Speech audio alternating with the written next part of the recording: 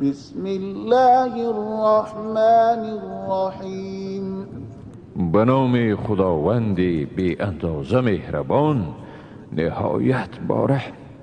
قل اعوذ برب الفلق من شر ما خلق ومن شر غاسق اذا وقب ومن شر النفاثات في العقد ومن شر حاسد اذا حسد.